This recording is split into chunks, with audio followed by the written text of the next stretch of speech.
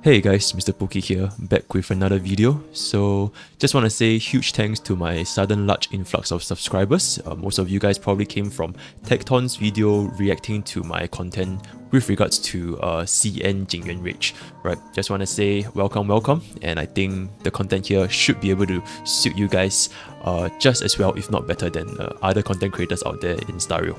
Right, so without further ado, let's get into today's content, which is essentially version 1.1 to 1.2's SSRs and CN's polling opinions regarding these 4 units. So as you guys have known, the tentative SSRs are currently SilverWolf, Luocha, Kafka, and Blade. These are more or less confirmed, unless miHoYo throws like a huge curveball at us, but I highly doubt this is the case. So we're just gonna go right ahead and see what are the general opinions regarding these 4 SSRs. Right, so to set the context before anything even goes forward, these are all opinions, they are not facts. So when it comes to what unit as a player do you guys want, they should always do their own due diligence and figure out whether that specific unit suits their playstyle or their preferences. Right, this is not a be-all end-all kind of guide. Right. So secondly, this is targeted at F2Ps or low spenders generally, and as such, I would not be recommending any of their signature Litecoins. So this CN polling opinion is solely based on E0. There is no signature Litecoins and just the unit by itself.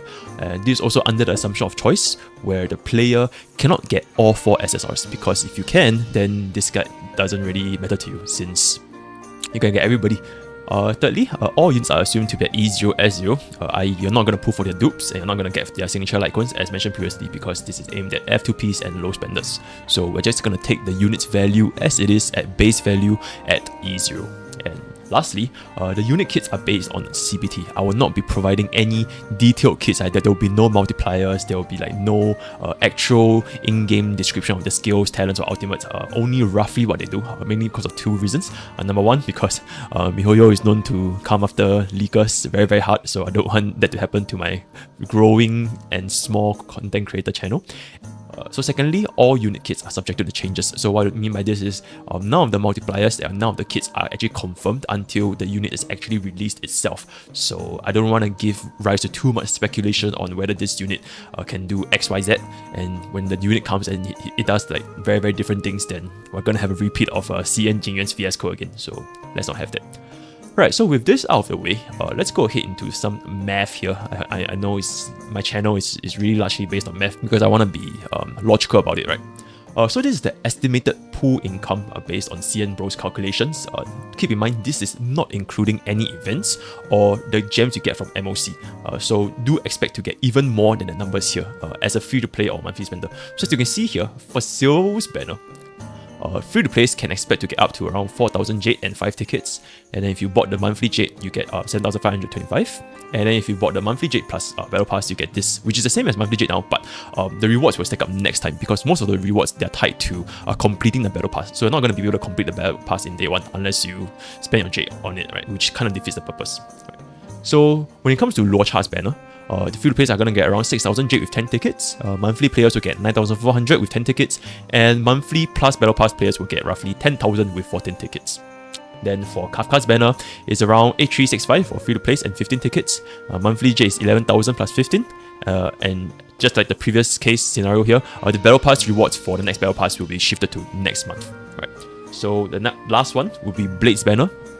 So by Blade's banner, free-to-play can roughly expect to get around 10,000 Jade and 15 tickets. Monthly Jade users can get around 13,000 with 15 tickets, and monthly plus Battle Pass owners can get 13,800 plus 19 tickets. So these are the general numbers. So why do I want to get these general numbers across? Because as you can see from at a glance, right, this is assuming that you start from 0, like from completely 0 Jade from the start. So this is just to put into perspective how slow it is with regards to Jade income. It's really slow. So obviously, as a free play / monthly player, if you guys don't luck sec within like the first like 20-30 pulls, it's highly unlikely you will be able to get all 4 units. So we really need to be wise with our decision on which unit to pull, and I'm here to provide the perspective from both the CN side as well as my own thoughts with regards to which SSR suits your account more. Now let's get into the units itself. Right, so for SilverWolf or Yinglang, she's an Omega Cracked debuffer, probably the one of the best debuffer that we have in the game at the moment, because the only other debuffer we have at the game in the moment is Pella, and she, after getting the nerf from CBT3, she's really just not as great as she used to be. Right, so SilverWolf is here to fill up the niche of being an Omega Cracked debuffer. She can apply attack down, defense down, and speed down using her basic attack via her talent, and her ultimate just causes defense down. So as you can see at a glance, SilverWolf can cause a huge number of debuffs to an enemy target, and this is not the most important part of the kit though. The most important part is of course her signature skill, which applies a weakness of the same type as a random ally, as well as damage resistance downs. So this is one of the most important skills in the entire game, because it enables the enemy unit to gain a weakness that is not their initial weakness at the start of the game. So this enables Mono Quantum T to start rising through the ranks in MOC or any sort of content by applying quantum weaknesses to enemies that are not weak to quantum. So I don't really need to explain how strong weakness is in this game. Having the right unit that goes against the enemy's weakness is one of the biggest DPS increase. So having this weakness implant mechanic in SilverWolf is honestly a game changer for the quantum team in general. Right, but this of course not just restricted to mono quantum team, because players can also actually be creative and run a 2-element team comp as well, such as 2 quantum and 2 units of the same element while using 2 DPSs. So an example team would be Sile plus SilverWolf plus Luocha and Welt, because Welt technically can build him as a DPS as well. So if in the event that SilverWolf implants an imaginary weakness, Welt can still make full use of this ability that SilverWolf has implanted. Right, so my verdict, if you have Sile, she's a 10 out of 10 pool character, because Mono Quantum looks to be extremely strong once you realize that she's the only unit in the game that can do this, because I mean after all, SilverWolf's innate element is quantum. So there's always a 25% chance that she's going to apply a quantum weakness. So having mono quantum team with SilverWolf essentially just means that her skill is always going to apply quantum weakness, and this will allow your Sile to basically just kill everything in sight. So extremely strong if you have Sile, and highly recommended. Now, if you don't have Sile, I think she's roughly at a 7 out of 10. She's still an extremely good debuffer. Even if you don't have Sile, you can pretty much just slap her into any comp. Even though she's not a 100% chance to land the weakness of the same type. Like for example, if you were to run her with like a mono ice comp plus SilverWolf or a mono fire comp plus SilverWolf, there's always that 25% chance that she's not going to be able to implant the ice or fire weakness. But despite this, it is still a very high percentage of 75% chance, as well as her basic attacks able to inflict attack down, defense down, and speed down, which are all extremely valuable debuffs. And as such, even if you don't have Sile, I think SilverWolf's banner is extremely good and extremely valuable for any player in the game. So that's SilverWolf. Next, we'll be talking about Luocha. So for Luocha, he's one of the only 3 healers in the game once he resists, and he pairs extremely well with Blade, which I'll be going to later. So for the final verdict rating for pulling Luocha should be a +1 if you are going to intend to pull for Blade as well. Right, so I think it goes without saying that healers in this game are extremely crucial when it comes to MOC content or any sort of content in general. Like if you don't have a healer with your team, the team survivability is going to take a huge dip down. And yeah, so healers are just very crucial to ensuring that your team survives. Doesn't matter if you have the strongest DPS or the best debuffer or the best support. If you don't have a healer and they die, then that's it. So healers are extremely crucial. So what does Luocha bring to the table, right? He's a healer that scales off with attack. So technically, his DPS can be way higher than Bailu or Natasha, which will build them with tankiness, right, like HP. His ultimate removes buffs from the enemy, while his skill removes debuffs on your ally. And the interesting part of his kit is his skill is instantly casted for free if an ally reaches below a certain HP percentage threshold. Although this has a cooldown, but this essentially makes Luocha a very skill point friendly unit. You don't really need to cast his skills manually by using skill points, because he can technically just cast it by himself. Don't even need a skill point at all. So that's a very nice selling point. Secondly, his talent also allows him to heal without spending any skill points by deploying this field. So this field is essentially like this area, right? When your allies attack the enemies in the field, they'll just heal based on Luocha's attack for a flat amount. So you don't even need to cast any skills and your team can just heal. So because of this ability where both his skills and his talent allows him to heal your team without spending a single skill point at all, this places him as one of the best healers amongst the 2 other healers like Bailu and Natasha. So final verdict, if you do not have a Bailu or Japat, I think his usefulness is 8 out of 10. He's very useful for MOC content or future 2-team contents, because if you really have a healer and one team is lacking a healer, then Luocha is going to be able to fill that gap very nicely. But that being said, He's definitely not a must as compared to other units, because if you are somebody that doesn't really want him to help you clear MOC right now, I think it's very safe to just skip him for now and just wait for the future 4-star healers, or even your MC when he gets a healer class. Because right now, as we know, MC has a preservation class, but I feel that eventually MiHoYo will just implement the mechanic where MC will be able to change to all elements and all class types. So I think it's just a matter of time before you get a second healer to add up to both teams and clear all the contents that require 2 healers on 2 teams. So yeah, he's a very, very nice hero to have, but if you are not in a rush for MOC, or if you have either Pilo or Japat, or you don't intend to focus on MOC at all, then I think he's a pretty easy skip. You can basically just wait for 4-star healers like I mentioned just now, and yeah, it is not a rush. He's a very, very nice thing to have, but it is just not a must, especially because when you consider that you already have Natasha, and she pretty much fills the role of a healer for all content that only requires 1 team. So yeah, that's Luocha. Next, now we have Kafka. She's the foundation of dot teams, and she revolves around instant proccing DOTs on the target, which basically doubles the total DPS from all dot sources. Now what I mean by instant proccing is, for example, right now if you see like a dot, right, like a shock, there has a 1 turn cooldown. So when it becomes the enemy's turn, the enemy will take a flat amount of damage from shock, or wind shear, or burn, or any sort of like this kind of DOTs. But with Kafka, she effectively can allow you to instantly proc that dot the moment it releases, sort of like a mini explosion, like the dot explodes, but the dot is still applied on the target. So this means that the dot is basically applied twice, once with the instant proc and once with the delayed damage taken from the enemy at a later turn. Right, so her skills procs the dots while dealing minor AoE damage, and her ultimate applies and procs dots as well. But keep in mind that this is only shock, like she only applies shock, and the proc is only on shock as well, and you will need her idolence to improve this ultimate to apply to all other dots.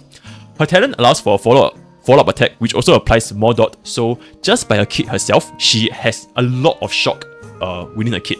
So if you pair her up, even if you work her on alone, without any other dot teams, she can still gain some benefits with her dot proccing ability, although this is not ideal because ideally you want to stack as much dot as possible for her to proc them. But even as a one-man unit, I think Kafka can still more or less work. Alright, so for the verdict of Kafka, if you want to play dot teams, I think it's a 10 out of 10. You definitely have to prove Kafka if you want to build top teams, because there is no other unit in the game right now that has such a huge synergy for all dot teams, which is essentially doubling your DOT's damage. So definitely a must pull if you want to pull dot teams. But if you are not interested in dot team at all, then I think she's a very, very easy skip. You can essentially just save all your resources and stick to the standard comps, which is healer, tank, support, and DPS. What I mean by an easy skip is also because if you want to raise Kafka, right, you basically need to raise a dot team for her. And to raise a dot team means investing in your resources in not just Kafka, but also other units that applies dot, such as Sampo and Servo. These are just some of the dot characters. Maybe they release future dot characters in the game. You will also probably need to raise them to synergize with Kafka. So pulling for Kafka isn't just raising Kafka alone. You are gonna be spending a huge amount of resources in building a DOT team. But yeah, I'm just gonna give her 2 out of 10 because mommy. Right, so that is for Kafka. And lastly, we have Blade. He's a berserker style DPS, and what I mean by this is his entire kit revolves around taking damage to his HP to inflict big follow-up counters as well as increasing his overall DPS. And as I mentioned just now, he pairs very, very well with Luocha, and therefore his verdict rating will +1 if you're going to be pulling for Luocha in the first place. Now why do I say he pairs very well with Luocha? It's because if you look at his skill kits, right, his skill consumes his HP percentage for 100% action advance forward while buffing his attack, and no skill points are needed. So the only resources for his skill is his own HP. While his ultimate deals AoE and sets his HP back to 50%. So if his HP is at 10% or even 1%, it will instantly set it back to 50%. And then his talent gains a stack every time he takes damage, so this is including his skill, and at max stack he will launch an AoE follow-up as well as healing himself. His kit now just synergizes really well with Luocha because both of these units essentially are very not reliant on skill points. They can essentially just go ahead and auto attack and use their ultimate without any need to cast skill points, and this allows you to allocate all of your skill points into your other units such as your tank or your other hyper carry or your buffer.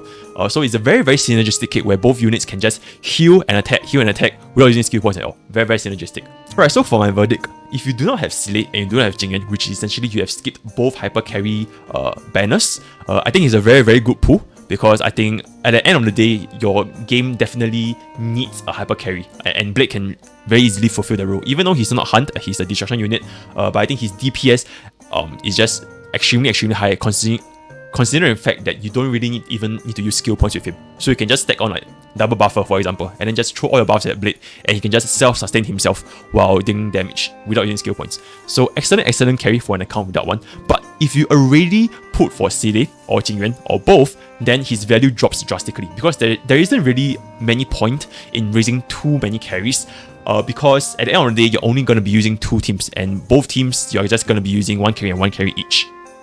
So if you already put for both units, or at least even 1 unit, I think his priority drastically dips compared to an account with no carry whatsoever. That being said though, he's still very good wind element coverage if needed, because I think other than Dunheng, we don't really have a wind carry at all, so Blade will fill that role nicely. But because of the way how this game works, right, an enemy has multiple weaknesses, so it's not really even a must to have a wind element coverage if you have the other elemental coverages for other units, like such as if the enemy is weak to wind, but is also weak to ice and fire, then you don't really need Blade that much if you already have an ice and fire carry build, such as Yangqing or even Hook, right?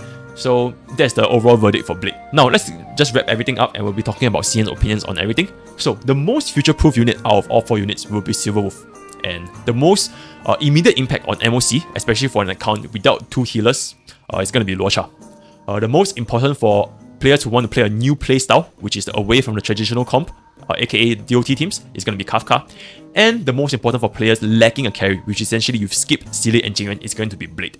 Now, although in their own rights they all fulfill a very nice role themselves, there are potential downsides to each of these units. They're not like all-encompassing. They can just do everything themselves. They still have their weaknesses, right? So for SilverWolf, her usage may be reduced when players eventually build every mono element team. What I mean by this is, right now, mono quantum looks to be extremely good, because even if you're up against an enemy that doesn't have quantum weakness, you can just slap on mono quantum team and apply SilverWolf's quantum weakness, and now your mono quantum team is suddenly effective against the enemy. But in the future, if you have built up every single mono element team, right, so you will not be in a situation where you will desperately need mono quantum to step in and fulfill the role of breaking an enemy weakness that your team doesn't have, because by then you probably would have built every single mono element team, so you will have a team to answer to the enemy's specific weakness, and as such, her usage may still go down. But that being said though, she's still going to be extremely strong against enemies that are weak to quantum, just because of all the debuffs she brings, as well as the damage rates and all that kind of good stuff. So definitely still an excellent unit. As to Luocha, like I mentioned just now, his impact is really not that important when a player does not want to focus on MOC.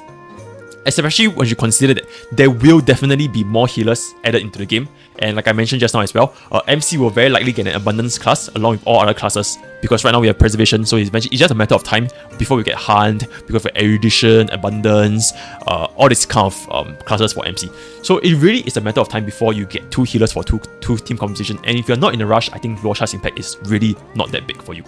Kafka, on the other hand, she's very susceptible to future content where bosses are immune or highly resistant to DOTs. This will effectively render all DOT team useless, because you basically can't even stack DOT on an enemy at all. So she's very easy to for the developers to counter a kit. All you need to do is just create an enemy that's resistant to DOT. That's it, right? Also, on top of that, she's very reliant on Idolence. Out of all the 4 units here, I think Kafka is the one that requires Idolence the most, especially if you want somebody to invest in her fully, because having E1 essentially changes her ultimate to proccing the DOT explosion for all DOTs, not just shock. So without E1, right, you're basically restricting Kafka to a pure shock team. You're not going to be able to proc DOT on Wind Shear or Burn or Bleed, right? So having E1 is absolutely massive. And lastly, for Blade, unfortunately, Blade is, I think, the most easily replaceable, just like any carry, like back in Genshin, such as the Diluc banner, right? It's very fast for DPS to go out of flavor when another better DPS come into play, as compared to healers or supports or debuffers. These units are essentially have a longer lifespan than DPS, because for DPS is really easy. As long as the next guy does bigger numbers, then Blade is gonna be replaced. So always keep that in mind when pulling for DPS units. Of course, this is not just restricted to Blade. Even Sile and Jingyuan will eventually face this issue long time down the road when they just release a bigger, better DPS for the enemy unit. Right, so yeah, this is essentially my overall suggestion, as well as CN's pooling opinions for the version 1.1 to 1.2 SSRs. Like I said at the start of the video, these are all opinions and they're not facts. So players should always do their own due diligence before pulling for the unit that they want, right? So with that, that's all for today, and I'll see you guys next time. Take care.